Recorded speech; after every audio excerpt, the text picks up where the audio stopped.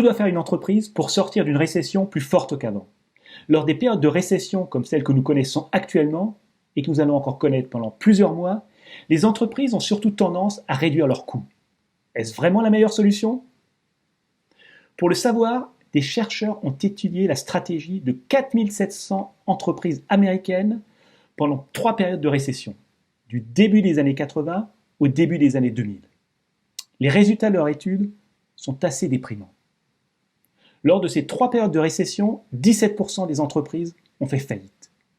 Seuls 9% des entreprises survivantes sont sorties de la récession plus fortes qu'avant. Comment ont-elles fait?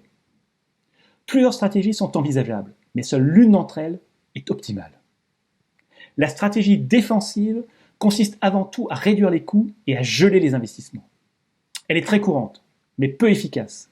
Les entreprises qui la mettent en œuvre ont seulement 21% de chances de sortir d'une récession plus forte qu'avant.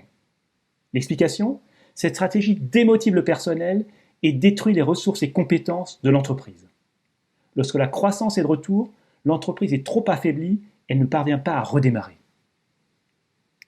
La stratégie offensive consiste à investir massivement sans réduire les coûts. Les entreprises qui adoptent cette démarche profitent notamment de la morosité ambiante pour acheter des concurrents à vil prix. Contrairement à ce qu'on pourrait penser, cette approche donne de meilleurs résultats que la stratégie défensive. Les entreprises qui ont recours à cette stratégie ont 26% de chances de sortir d'une récession plus forte qu'avant. Enfin, la stratégie mixte consiste à jouer sur les 2 tableaux.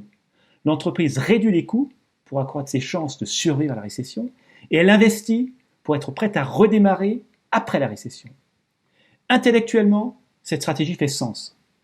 Elle génère cependant des tensions importantes au sein des entreprises. En effet, il est toujours difficile de demander des sacrifices à certains tout en accordant plus de moyens à d'autres. En moyenne, les entreprises qui mettent cette stratégie en œuvre ont 29% de chances de sortir d'une récession plus forte qu'avant. Si on rentre dans le détail, on constate qu'il existe 3 manières de réduire les coûts.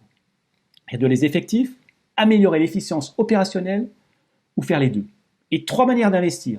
Investir dans le marketing ou la R&D, racheter les concurrents ou faire les deux. Au total, on compte donc 9 combinaisons dont l'efficacité varie fortement.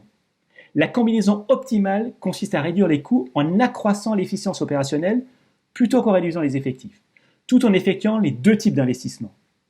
Les entreprises qui utilisent cette approche ont 37% de chances de sortir d'une récession plus forte qu'avant.